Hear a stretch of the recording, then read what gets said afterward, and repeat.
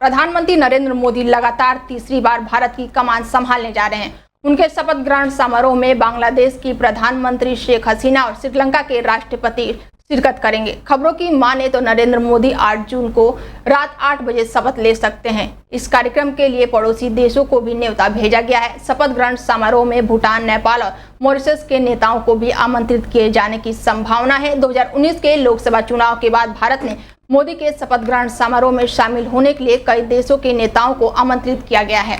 बता दें कि बांग्लादेश, भूटान, नेपाल, म्यांमार, श्रीलंका और थाईलैंड शामिल हो सकते हैं। 2014 में जब नरेंद्र मोदी ने अपने पहले कार्यकाल के लिए शपथ ली थी तो उस समय पाकिस्तान के प्रधानमंत्री नवाज शरीफ समेत कई दिग्गज नेता समारोह में शामिल हुए थे। प्रधानमंत्री मोदी को लेकर कई जगह फोन किए जा चुके हैं, जिसमें कई दिग्गज नेता समारोह में शामिल होंगे। श्रीलंकाई राष्ट्रपति के आने की भी संभावना जताई जा रही है। उनके कार्यकाल ने इसकी पुष्टि की है। प्रधानमंत्री मोदी ने बांग्लादेश के प्रधानमंत्री शेख हसीना से भी फोन पर बात की और दोनों नेताओं ने भारत विकसित 2047 और स्मार्ट बांग्लादेश 2041 के विजन को आगे बढ़ाने का संकल्प को दोहराया है। एनडीए की जीत पर पीएम मोदी को बधाई देने वाले पहले विदेश नेताओं ने शेख हसीना भी शामिल होगी। उन्होंने शपथ ग्रहण समारोह में शामिल होने के लिए निमंत्रण स्वीकार कर लिया है।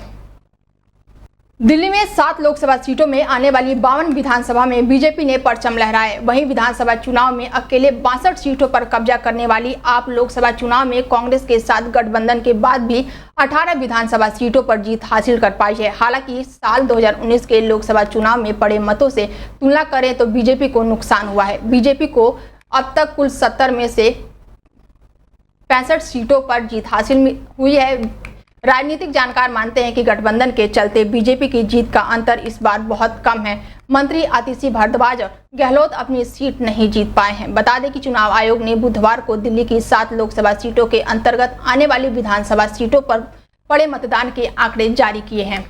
दिल्ली में जल संकट के मामले में आज सुप्रीम कोर्ट में सुनवाई होनी है। दिल्ली की आप सरकार की ओर से लगाई गई याचिका में पड़ोसी राज्य हिमाचल प्रदेश, उत्तर प्रदेश, हरियाणा की 1 महीने तक एक्स्ट्रा पानी छोड़ने के निर्देश दिए जाने की मांग की गई है। 31 मई को दायर की गई इस याचिका पर सुप्रीम कोर्ट ने 3 जून को सुनवाई की थी। जस्टिस पीके मिश्रा और जस्टिस केवी विश्वनाथम की वेंकेश बेंच ने 5 जून को इमरजेंसी मीटिंग बुलाने का निर्देश दिया था। मीटिंग में यमुना रिवर बोर्ड, अलग अलग राज्यों और केंद्र के अधिकारियों को समस्या के समाधान पर चर्चा करने के निर्देश दिए गए थे। मीटिंग में राज्य केंद्र द्वारा बताए गए सुझाव को ही आज कोर्ट में रखा जाएगा। पिछली सुनवाई में सॉलिसिटर जनरल तुषार मेहता ने दलील दी थी कि दिल्ली में पानी की बर्बादी लगातार हो रही है। यहाँ टैंकर माफिया भी हैं, कई जगहों पर पानी लीक भी होता है। इसे सुधारने पर भी फोकस करना चाहिए। इस बार दिल्ली सरकार का पक्ष रख रहे वकील अभिषेक मनु सिंघवी ने कहा कि अपर यमुना रिवर बोर्ड 1 साल से संकट को लेकर कोई समाधान नहीं निकाला जा रहा है। सॉलिसिटर जनरल मेहता ने कोर्ट को बताया कि यमुना रिवर बोर्ड सभी राज्यों के संपर्क में है। सिंघवी ने कहा कि भीषण गर्मी और हीट वेव के दौर चल रहा है। जल्दी एक्शन नहीं लिया गया तो स्थिति और खराब हो सकती है। इसके बाद बेंच ने कहा कि अगली सुनवाई 6 जून यानी कि आज होगी।